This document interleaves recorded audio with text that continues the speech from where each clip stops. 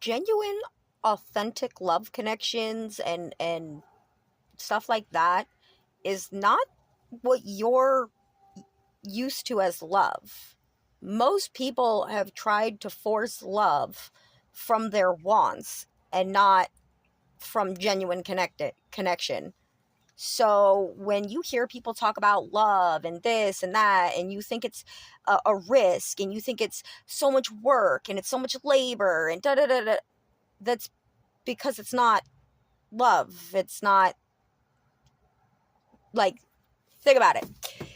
Your grandparents, your parents, like, the connections that you really love with people, you will literally go above and beyond for anything. And I'm not saying like, oh, if your family and loved ones don't go above and beyond for you, they don't love you. What I'm saying is, think about it. When your loved one is sick or whatever, you take the moment to think about those extra things and, oh, let me send them some soup, or let me send them that little text message that, or whatever.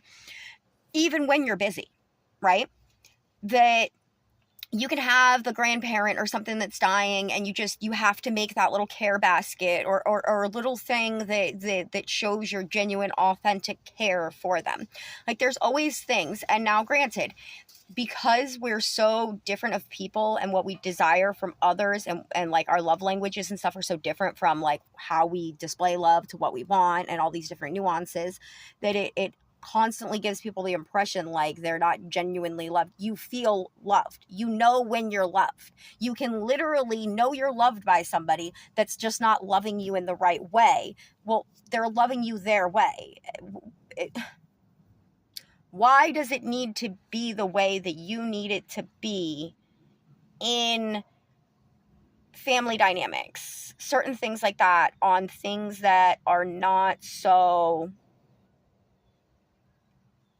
you choose it, right?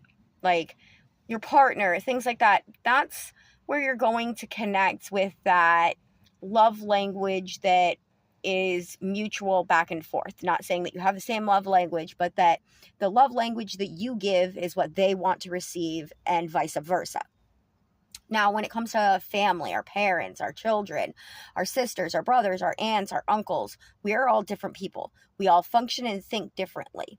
You have to understand the person to understand where their love comes from. So if you have somebody whose love language is knowing the very small little things, their authenticity of love is going to be that they remember all your birthdays, that they always, they're the person that makes that little small little handcrafted thing, or things like that. Like, it may not be the thing that you admire, so sometimes you miss that it's genuine love because your little sister is a crafty person and she's always making you stuff, but you're a minimalistic type of person. You're not very sentimental. These things don't mean much to you, but they're constantly giving you that gift.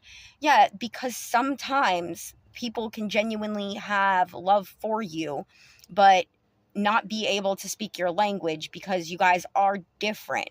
And part of that, when it's those kind of connections with your friends, with your family and stuff, then it does become more about knowing the person's language that you're receiving, rather than them knowing you well enough to receive. Because the truth of the matter is to really know somebody on that complex level takes a lot of time, takes a lot of energy, takes a lot of stuff like that. And each of these levels and relationships are meant to be different. Like, your parents know the changing you, the evolving you, the evolutionary you, from a little kid all the way to the now you, all the steps that have happened, the little changes and the things like that. They're not focused on what your favorite thing of the moment is, because it's changing, especially when you're in your teenage years and you don't know yourself and you're trying to form yourself. As a parent, you know that that's what that is, that some of the things that your kid is into isn't going to be what they're really into. You can see it. You can see that they're trying to find themselves. And at the moment, you can feel, as a kid, Pokemon was a really big, huge thing. And I used to feel like I wanted to do Pokemon, and I had a little Pokemon collection and all of this stuff. And I never was actually into Pokemon, because opportunity to really do the Pokemon shit, I didn't. I like trading the cards with people. And so it was things like that where it felt like I liked Pokemon because there's parts of that that do hit with what I like, but it's not exactly what I like. And I remember being mad at my mom, like, "Oh, you just don't understand me. You don't know." And like, hindsight, actually she knew me better than I knew myself at that point. And there's things like that what we're doing where you have an expectation of a person being in the moment with you, but their view of you is more than just a moment. Your siblings, it's the same type of thing. They're not meant to be your uh, compatible partner. They're meant to be the person that understands the experiences that you have at home, that your friends at school, your things like that will never understand because they never get to experience that connection with your siblings. That's what that is. Somebody that will understand the things that nobody else is going to get to understand, because they're not going to understand your crazy family. That's what your family's for. Every connection has its own purpose, which means that it has its own nuances and ways that it's supposed to be managed and handled. And then you have society getting on here and telling each other, "Oh, if this means this, that means that," without having any real understanding of the nuances of everything, having no real comprehension that yes, every relationship is different. They are required to be different. They're not going to have the same satisfaction levels because they're meant to be satisfactory in different parts. Your partner will never comprehend what it was like for you growing up in your family, no matter how much you tell them. You need a family member that experienced that to truly understand that connection. And that's why you can't try to shape your friends, family, loved ones, and things into what you want, because there are all these other nuances that you're not thinking about. You are not thinking about how much you've changed in the last few years. You're not thinking about how much your mind is different from moments to moment, a week to one. And it's really interesting because we'll notice it in other people. Like, somebody can say something to you and feel some type of way Monday, and on Wednesday they're feeling another type of way, and you're like, well, that's fucking hypocritical and contradictory. Like, it's not something that we all do. Like, Monday you weren't in your feels, and Wednesday you're a normal human being that just don't give a fuck, or vice versa.